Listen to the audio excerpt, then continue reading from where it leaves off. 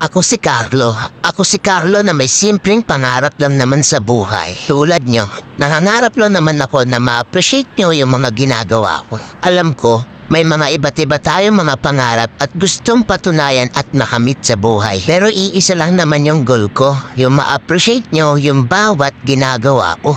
Yung tipong simpleng pag-a-appreciate lang. Okay lang sa akin yun kahit hindi niya na ako mismo suportahan sa ginagawa ko. Kahit hindi niya na nga tapusin yung lahat ng bidyong ginagawa ko eh. Walang problema sa akin yun, huwag kayong mag-alala, hindi ako magtatampo sa inyo. Ang mahalaga, ma-appreciate nyo yung bawat ginagawa ko. At para dun sa mga taong nagsasabi na nagmamagaling ako, nagmamayabang ako, bida-bida ako, kayo kaya nasa posisyon ko para malaman niyo yung nararamdaman ko.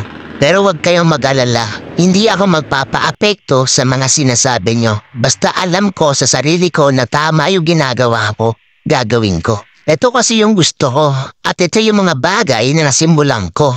At ito na rin yung bagay na pinapangarap ko sa ngayon. Dati kasi wala akong pangarap, talaga gusto ko lang. Ngayon, may pangarap na ako.